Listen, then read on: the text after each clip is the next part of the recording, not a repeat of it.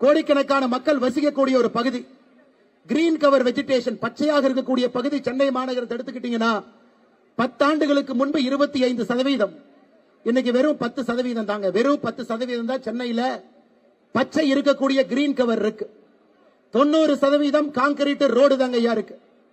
வீதலிட அமைப்பு நம்மை போன்றவர்கள் இந்த வேலையை செய்யலினா இன்னும் 10 ஆண்டுகள் கழித்து 5% மட்டும்தான் இருக்கும். எப்படி அந்த நகரத்தில் மக்கள் வாழ முடியும்? இதை சின்ன கலைவாணர் ஐயா விவேக் அவர்கள் பல இடத்துல பேசினான். 2 டிகிரி இன்னைக்கு பூமி வெப்பமாகிட்டு இருக்கு. குடிக்கிற தண்ணி எங்கேயும் கூட இல்ல. போர் போட்டு தண்ணி எடுத்தா கூட 1200 1400 அடி போட வேண்டியது இருக்கு.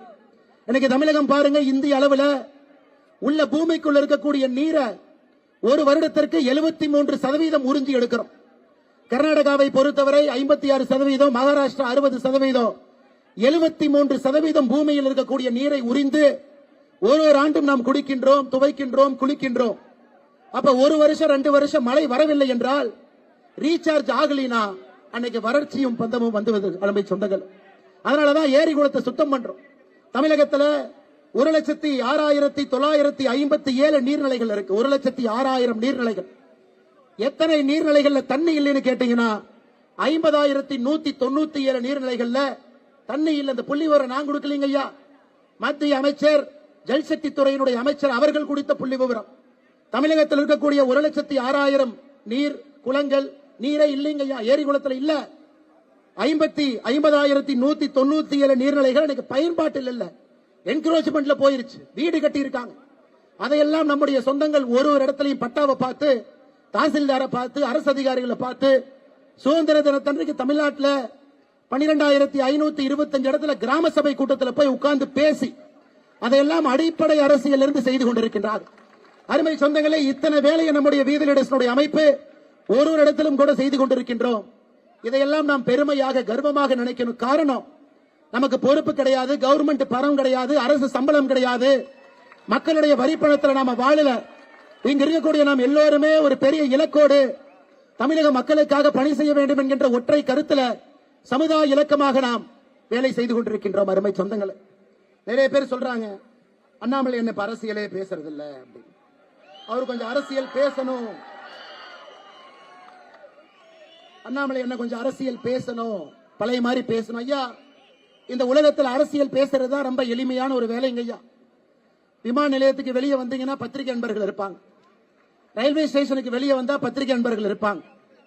பத்திரிகை நண்பர்கள் அவங்களுடைய கடமையை செய்வதற்காக மைக்க நீட்டுவாங்க. இன்னைக்கு அரசியல் எப்படி இருக்குன்னு நீங்க யோசிச்சு பாருங்க. எதிர்கட்சியா இருந்தா ஆளுங்கட்சி சரியில்லை, ஆளுங்கட்சியா இருந்தா எதிர்கட்சி சரியில்லை. இந்த அரசியலை பேசுவதற்கு எதற்கு அண்ணாமலை அங்க போகணுங்க ஐயா? நாம் இந்த அரசியலை செய்வோம், அடிப்படை மாற்றத்திற்கான அரசியலை செய்வோம். தமிழகத்தில் இப்பதான் இத்தனை ஆண்டு காலம் கழித்து மக்களுக்கு பிடிக்குதோ இல்லையோ ஒரு புரட்சி நடந்திருக்கு. ஒரு முதலமைச்சர் ஆட்சிக்கு வந்திருக்கிறாங்க. நான் எல்லா இடத்திலும் கூட சொல்வது, ஒரு ஆண்டு காலம் கொடுங்க, ஒரு ஆண்டு காலம் கொடுங்க. 108 எம்எல்ஏ வந்ததுல 101 எம்எல்ஏ இப்பதான் முதல் டைம் சட்டமன்றத்துக்குள்ள எட்டி பார்க்கிறாங்க. சட்டமன்றத்துக்குள்ள எட்டி பார்க்கிறாங்க, கை குழந்தையோடு வந்திருக்கின்றார்.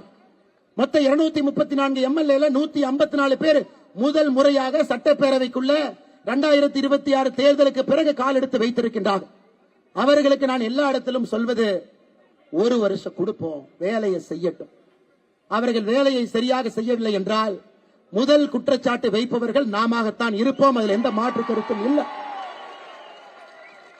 ஆட்சிக்கு வந்து இன்னைக்கு 100 நாள் கூட ஆகல, செய்யட்டும், பார்ப்போம். சில விஷயங்கள் சரியா செய்யறாங்க, சில விஷயங்கள் தவறா செய்யறாங்க. தவறுகள் செய்யும் பொழுது நாம் சுட்டி காட்டுகின்றோம், அதையும் சில இடத்துல திருத்திக் கொண்டிருக்கின்றார்கள். அரசு செய்யக்கூடிய வேலையை நாமும் செக் பண்ணி அவர்களுக்கு ரிப்போர்ட் கொடுக்கிறோம். டாஸ்மார்க் எத்தனை கடைகள் இன்னும் 500 மீட்டருக்குள் இருக்கு, அதையும் அரசு ஆமோதித்து நடவடிக்கை எடுக்கிறாங்க. அதை நான் நிச்சயமாக பாராட்டுகின்றேன். அது நல்ல ஒரு அரசியல் போக்கு. ஒரு வருட காலம் தப்பு பண்றாங்கன்னா நம்ம பேசுவாங்க ஐயா. இன்னைக்கு எனக்கு தெரியும், தமிழகத்துல எதிர்கட்சி நண்பர்கள் நிறைய பேர் நம்மளை பார்த்து சொல்றாங்க, அண்ணே நீங்க அரசியலே பண்ணல. எனக்கு எதிர்கட்சி பண்ணக்கூடிய அரசியல் என்னன்னா, எப்படியாவது இந்த ஆளுங்கட்சியை கவுத்து ஆட்சிக்கு வர வேண்டும் என்பதுதான் எதிர்கட்சிகள் செய்யக்கூடிய அரசியலா இருக்கு.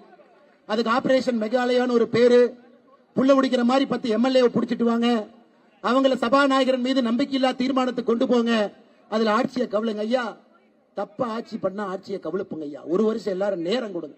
எதற்கு காலையில வெந்நீரை ஊற்றியது போல எல்லாம் அப்படி சுத்திக்கிட்டே இருக்கிறீங்க. வேலை செய்யட்டும்.